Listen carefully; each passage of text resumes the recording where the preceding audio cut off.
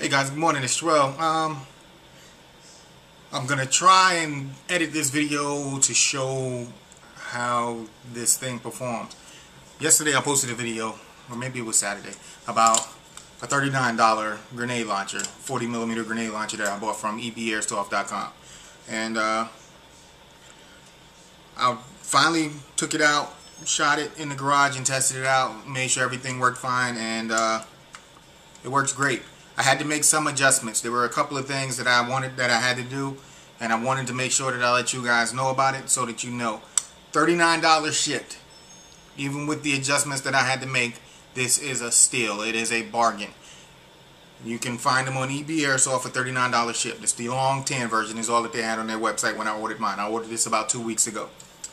I've also been on eHobby Asia. They have a couple of units that they have for sale, or that they sell on their website, that are also a bargain. I believe there's one where there's a short version that includes a Pro Arms shell with it for like 59 bucks. It's about the same as what I paid for my complete setup, even after ordering the Pro Arms shell separately. And I know EBairsoft also carries shells. I believe they're anywhere from $18 to $40 each. So go ahead and check that out. But on to the things that I had to make adjustments with. First off, there's this release button switch that allows you to open and close the launcher. My button was very loose, so when I was out in the garage testing it, I noticed that there were times where I thought it was locked and it wasn't, and it would just slide open. If you look here along under the rail, there are some screws here that can be tightened with an Allen wrench. I tightened it maybe a quarter of a turn, and that was enough to tighten up the switch itself. So now it's a little stiff, but not too stiff. It should work great out on the field. I also tightened these two screws just a little bit, maybe an eighth of a turn to a quarter of a turn. And what that does is that tightens up the slide, so the thing doesn't just, when this is open. When I first got it, when I would hold it this way, it would just slide open. And with it being loose, you could lose shells that way. So I tightened those screws just an eighth to a half a turn, and that tightened this up drastically. So now it's nice, smooth. It doesn't have any wobble. It feels great, nice and tight.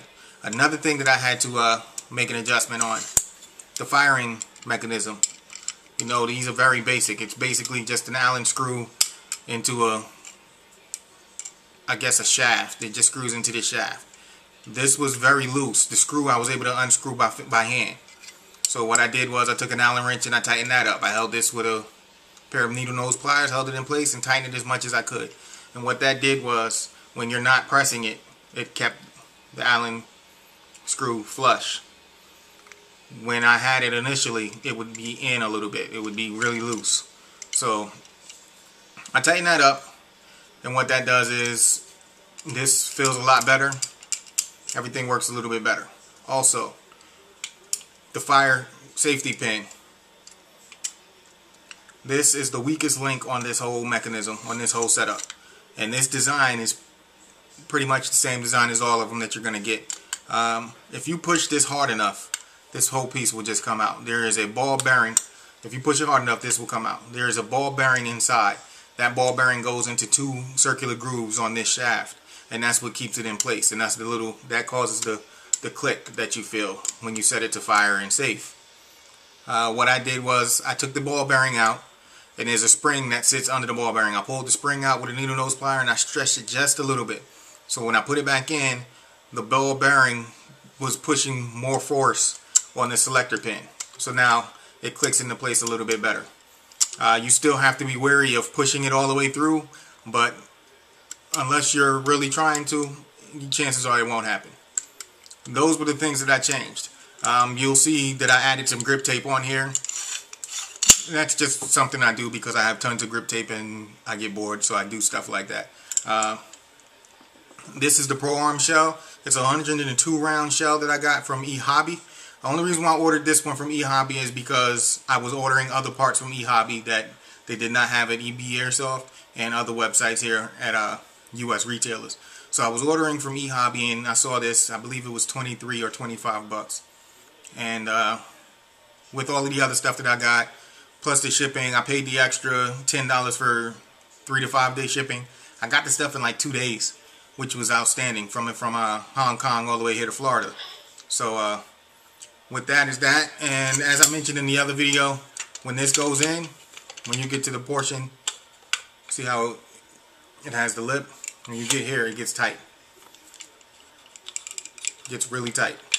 But I like that. It still fits in as it's supposed to. Or at least it did. Oh, okay. There's a little trick to it, but when you push it in and you turn it while you're pushing it in, it slides in. Like I said, I'll probably end up doing a little bit of fouling on the inside of that to make it a little bit easier, but that's just with this Pro Arm shell so far. I like them being a little stiff so that they can't fall out.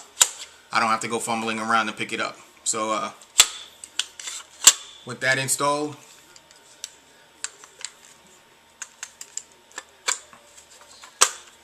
and then locked, you're good to go. All you would do is push this button and it would fire. The force in which the BBs come out is all relative to the actual grenade. These grenade launchers, they're just there to hold the grenade, to be honest with you. They don't really provide too much in the way of improving accuracy or range or anything like that. Some people think they do. I mean, because it's a longer shaft and you actually have some barreling, if that's what you want to call it, it may bring the BBs a little bit closer, whereas they would normally just flare out. But I don't think it has that much of a performance gain. So with that, this is Schwell. I will finish this update. I will take this in the backyard once my daughter wakes up, and then I will shoot a couple of rounds through it and show you guys its performance, and hopefully I can get a good estimation of the range that they give. Alright, I'll hit you with the 2 fingers. Talk to you guys later.